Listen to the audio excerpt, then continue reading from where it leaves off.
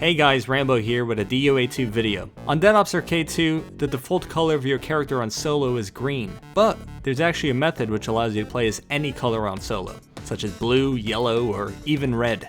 And I'll be showing you how to do just that in this video. Now, suppose you want to play as the red character on solo, which a lot of people have asked me about throughout the years. So in order to get red on solo, you'll need the help of 2 of your friends. Or if you have one friend who has 2 controllers, that'll work as well. Once you have people willing to help you out, you'll need one of them to create a public lobby in DOA 2, and then have that person invite another friend to the lobby, or they can sign in their second controller. After this is done, you should then join in on their lobby. The idea here is to have you be the 3rd player who joins the lobby, which typically means you'll be the red player, since the color order on DOA goes green, blue, red, yellow. At this point, you need to make sure that there are no randoms in your lobby. And then once you've done that, it's time for everyone to ready up and start the match. So to quickly reiterate this point and make it absolutely clear, my friend Buck hosted the public lobby, and since he's player 1, he's given the green player. Then he signed in his second controller under his other account called MacMinty, with that player being player number 2 and being given blue. Then I joined in as player 3, which gave me red. As soon as the round begins, your friends will have to leave the game, at which point the game should migrate the host of the lobby to you since you're the only remaining player. It's worth noting that in private matches, the migrate host function doesn't work, so this color trick unfortunately has to be done in public lobbies. In any case, once the host is migrated, you should pull up the pause menu and press the start over option, which will just quickly refresh your game and make it to where your match is rightfully counted as a solo game on the leaderboards. Once you've done this, you're not exactly at the finish line. If you want to play a full solo game as red, you'll either need some luck or patience. Essentially, since you're still in a public lobby, randoms might be thrown into your match at any point during the first 8 rounds. If such a thing happens, you have a couple of options. Your first option is to repeatedly press the start over button until the randoms end up getting frustrated and leave the game for good.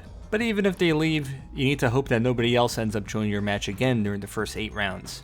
So this option will typically require a lot of restarts on your part. The second option is to continue playing the match even if randoms are thrown into your lobby, and just hope that they leave at some point during the game.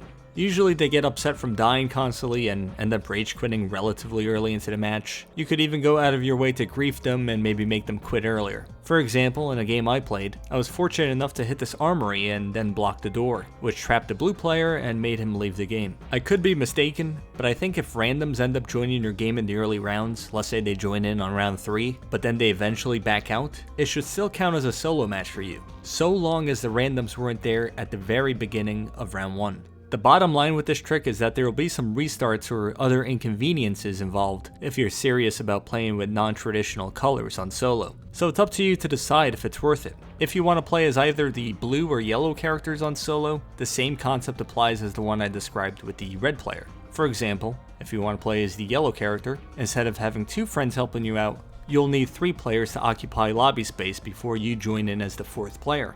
Remember, the 4th player who joins in is given yellow typically.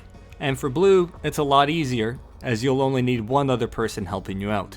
This color trick also applies to co-op, so you could hypothetically play with any color combination if you have the host migrate to you with the help of your friends. Finally, it's worth noting that the colors on DOA 2 solo are purely cosmetic. None of the characters have any unique abilities that make one more desirable than another. It's really just a matter of personal preference. Anyways, that about wraps up the video. If you have any questions, I'll be happy to answer them in the comment section.